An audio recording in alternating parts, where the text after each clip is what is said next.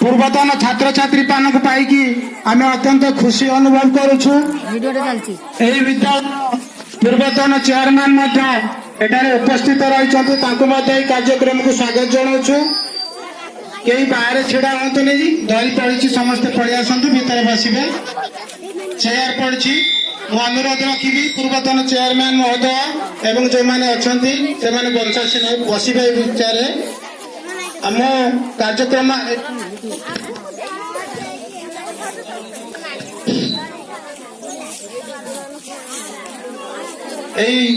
कार्यक्रम प्रारंभिक स्तर में अनुरोध रखी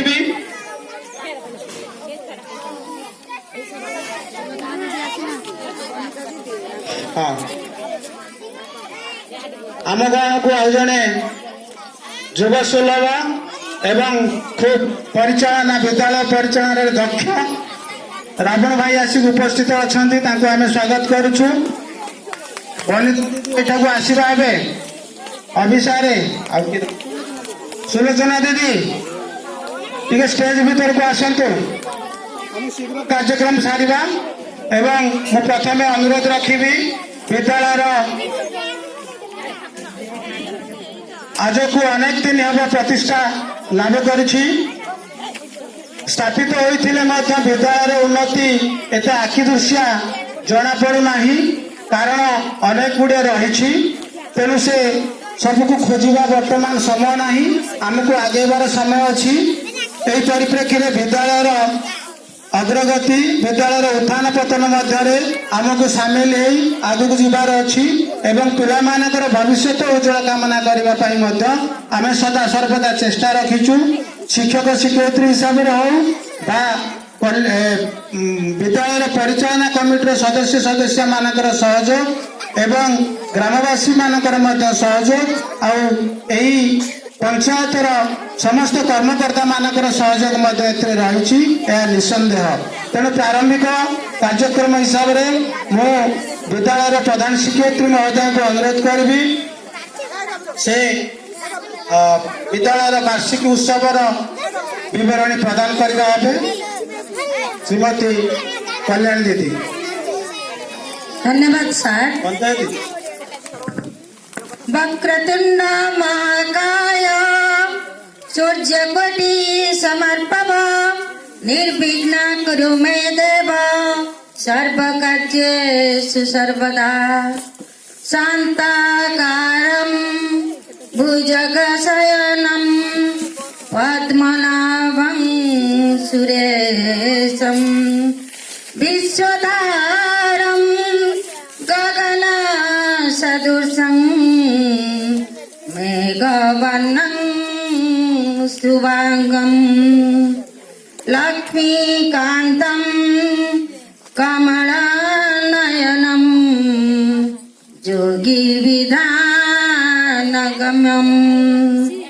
वन्दे विष्णु भवभयहरं सर्वलोकैकनाथनं।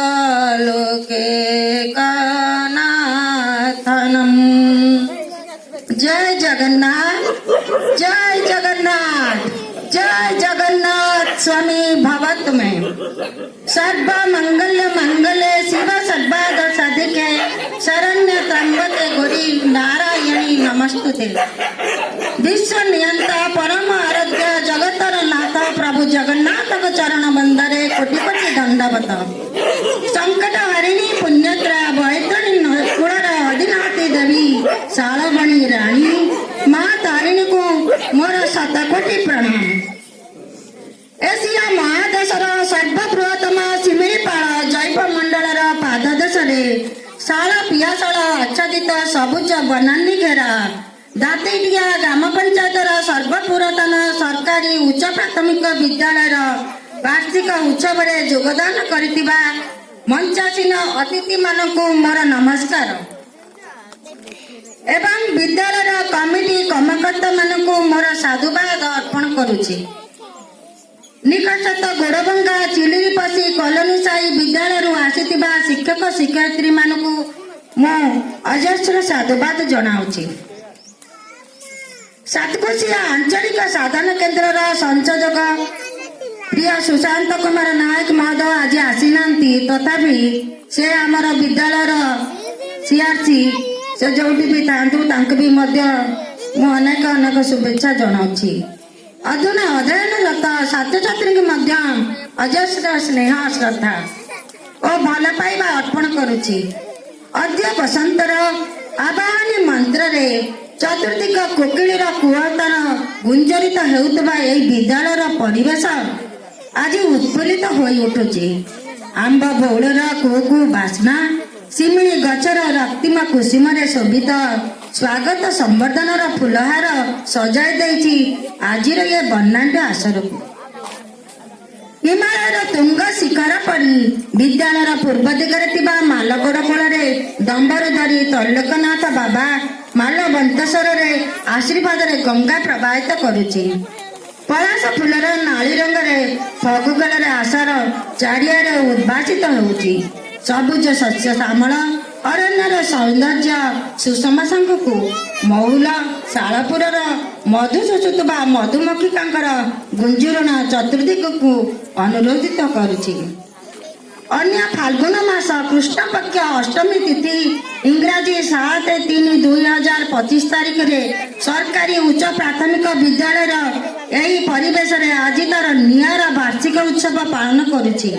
ସେପ୍ଟେମ୍ବର ମାସ 9 ତାରିଖ 1956 ମସିହାରେ ସରକାରୀ ପ୍ରାଥମିକ ବିଦ୍ୟାଳୟ ଭାବରେ ଏହି ବିଦ୍ୟାଳୟ ଜନ୍ମଲାଭ କରିଥିବା ଶିକ୍ଷାନୁଷ୍ଠାନ ଦୀର୍ଘ ପଥ ଅତିକ୍ରାନ୍ତ କଲା ପରେ ଆଜି 70 ବର୍ଷରେ ପଦାର୍ପଣ କରି ନିଜ ଜନ୍ମବାର୍ଷିକୀ ଖୁବ୍ ଆନନ୍ଦର ସହିତ ପାଳନ କରିବାକୁ ଯାଉଛି। ପିଲାମାନେ ଟିକେ ତାଳି ଦିଅ, ଯେହେତୁ ଆପଣ ମାନଙ୍କର ଏହି ଅଞ୍ଚଳର ଏହି ବିଦ୍ୟାଳୟ। ଶୈଶବର ଶିଶୁ ସୁଲଭରେ ଖିଲିଖିଲି ହସରେ ବିଦ୍ୟାଳୟର ପରିଚାଳନା ଦାୟିତ୍ୱ